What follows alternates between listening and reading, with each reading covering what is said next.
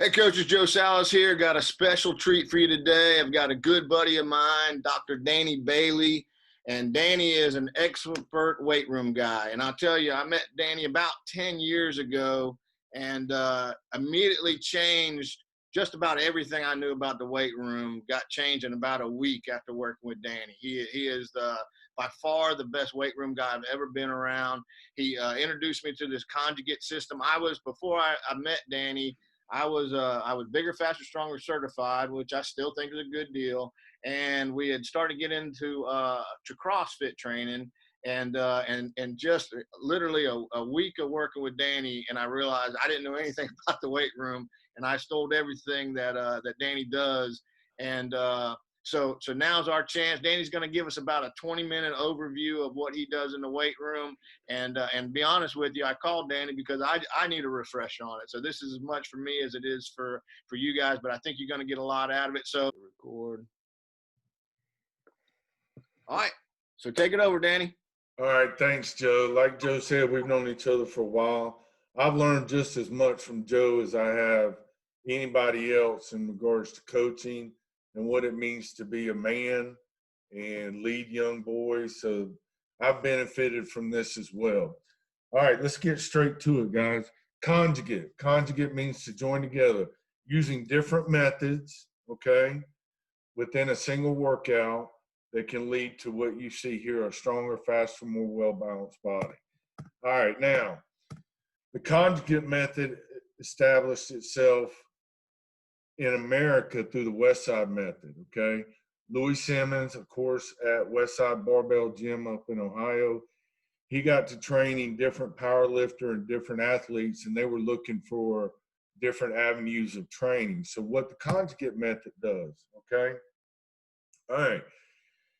The West Side uses what they what they term as max effort. Because we're on the high school level in the high school setting, I don't use max effort in the weight room because I don't want other coaches thinking we're maxing all the time when in reality we're not. We use what we call best effort. Those days are Monday and Tuesday. Now the conjugate established itself in the early 1970s with the Soviets. They had 70 Olympic lifters, and what they did is they tried to incorporate different avenues of training instead of just doing all the same stuff. Then they got to adding new different lifts and methods in there. And then what they decided to do was rotation of the lifts to provide new stimuli like every 2 to 4 weeks. All right. What the conjugate method allows you to do on the high school level, coaches, it is, now look, we all want to give them protein, creatine, and all that good stuff, but there's nothing like getting under a bar. With max training, the body endocrine system is forced to produce testosterone or increase the GH, growth hormone level, in a young teenager. This is what we refer to, not max training, but we refer to it as best effort. All right. All right, here's a little science behind it. CNS inhibitor, okay? There's an inhibitor with each central nervous system motor unit, okay? Now, the CNS inhibitor is reduced, thus allowing the motor units to activate with max discharge frequency. More often, more powerful, and more beneficial, okay? All right. We also train what we call repeated high resistance training, and this allows the CNS to recruit a greater number of motor units, okay? So the more motor units involved, the more explosive the movement's going to be. That's what you do with high resistance training. That's also our hypertrophy stage, okay? Excuse me. Like I mentioned earlier with Louis Simmons in the West Side, he got in, he did it every 2 weeks with his lifters and the people he was training. Louis Simmons took the conjugate method, and I took it, but we're not training power lifters. We're training athletes, okay? Now, coaches, you may disagree with me. That's fine, but I don't believe in a football workout. I don't believe in a baseball workout. I don't believe in wrestling. Every high school athlete needs to know how to bench, power clean, hang clean, and the squat, and then your auxiliaries or your subs that go with those main lifts, okay? Now the percentages are tapered. So as we progress towards an actual max lift, then we're going to taper the percentages down and take us to that point. Now, when we say new stimulus, we mean new lifts, okay? Gentlemen, we only do regular squats out of an 8-week cycle. We may only do regular squats twice. Okay, that means no box, no nothing, just regular squats. And then we'll do an 11-inch squat on the box. Then we'll do a 13-inch squat on the box. And then we'll do a 20-inch high box squat with maximum weight. We change it up. It's different stimuli, shock the body. Now, we also do it, you see here where it says we use the best effort and the repeated effort. That's our hypertrophy training. That's for non-maximal load for failure. So in other words, if we're working one of the subs at shoulders, it's an upper body day. I'm not going to have a kid strap on 135 on the bar and try to military press it. We may just use the bar and go for 3 sets of 20 reps. That's prehab and lifting.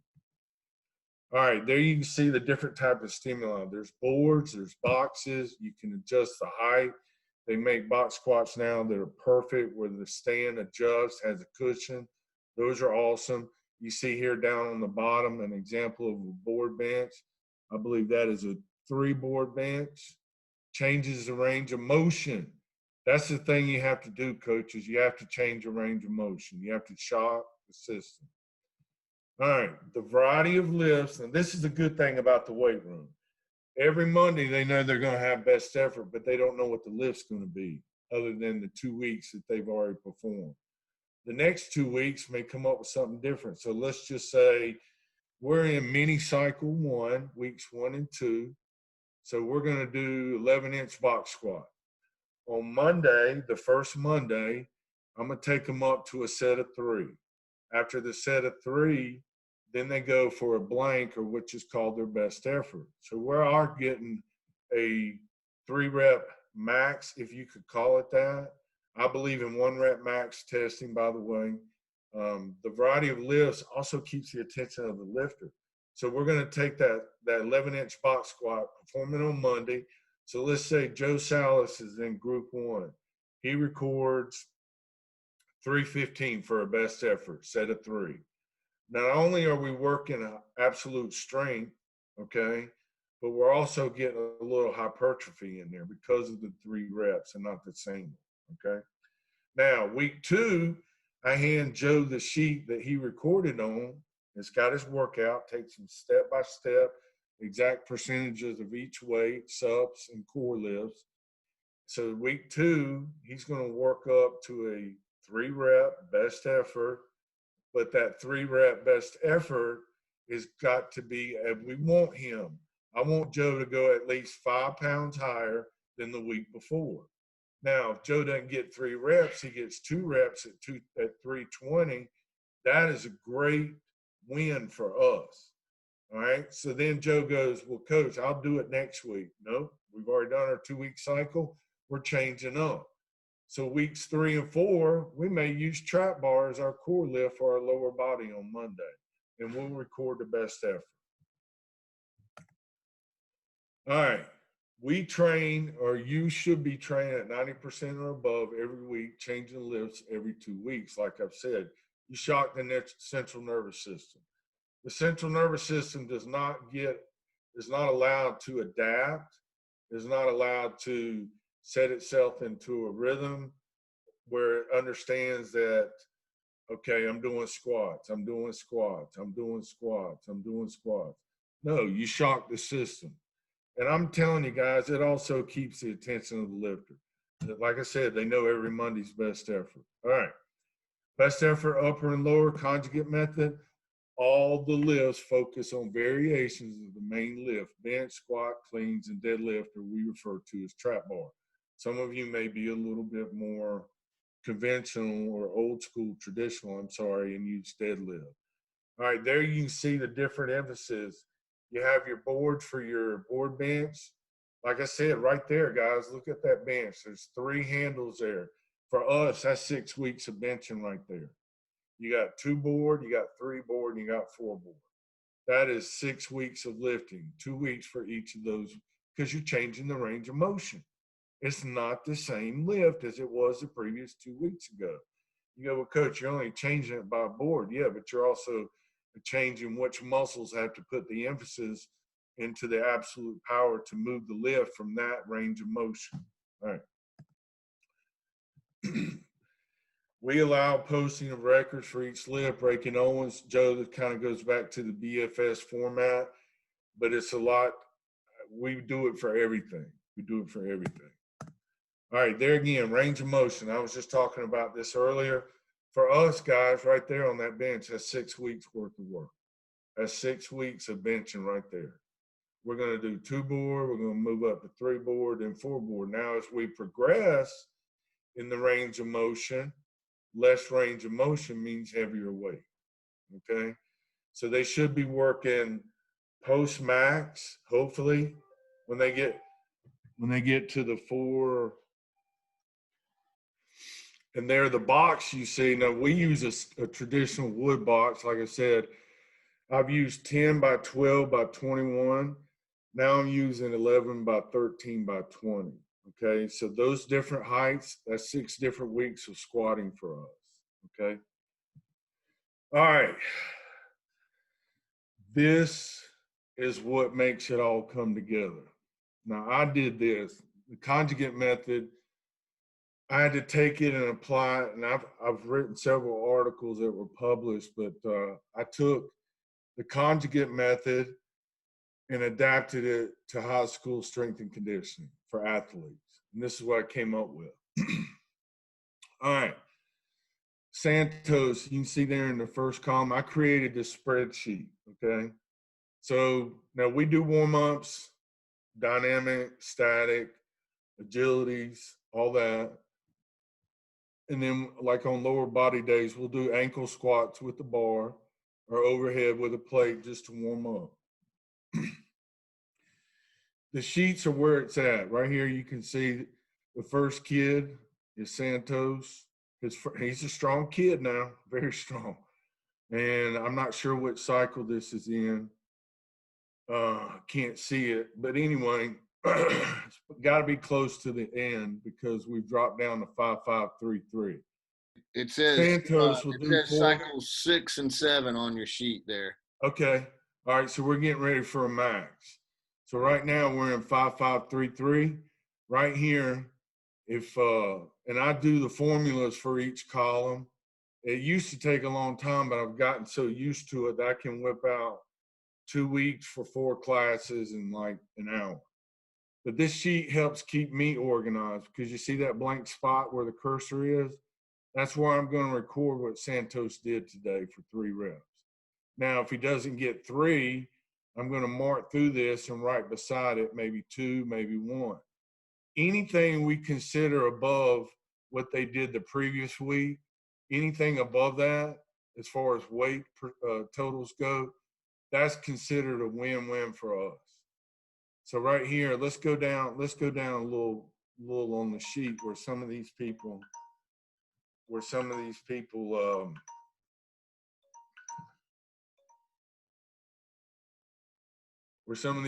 are more in the range. Santos, he was a different breed. All right, let's take Harris here where the cursor's at. All right, Joe, give me a thumbs up if you see the cursor. Yeah, we can see it. Okay, good. All right, we're going to take Harris here. His first set is 290. Whoops. His first set is 296. We're going to round that up to 300. His second set of 5 is 330. His third set of 3. Now, you notice we only get into about 4 core sets, and it's because of time frame. We all know as coaches on the high school level, you can't do everything you want in the weight room in enough, even with block scheduling. So what we've done is we've condensed it a little bit to fit the format of the block schedule and also to make sure we get everything we want for that day. Now you see the lifts in the red here, those are our subs or our auxiliary. Go back to Harris. This is week 1. His last set of 3 was 350 or 355. All right, so he's going to go for broke. Let's say Harris does 360 here. He gets 3 reps. All right, that is a win because he went above his last set that I held him at, and then now he's going for broke on his own. Let's say he gets 360. All right, fast forward a week. Next Monday, lower best effort. So then I hand Harris this sheet with his name on it, and it says 360 right here. I have the exact same copy. That sheet is blank. Mine is blank. So let's say that Harris, hopefully he gets 365 for at least 3 reps. If 2, if 1, that's all considered a win. All right, you can see the subs there. Now notice how the reps change on the subs, okay?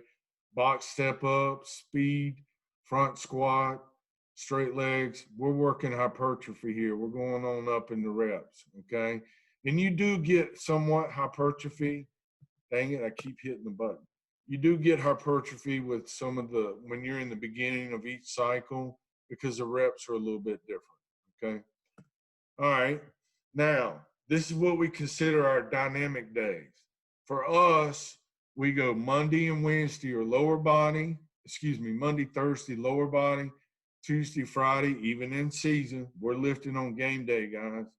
Our guys know to come in and lift on game day, so do the other athletes.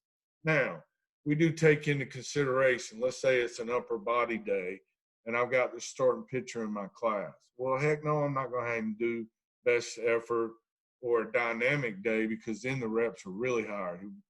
He'll burn out.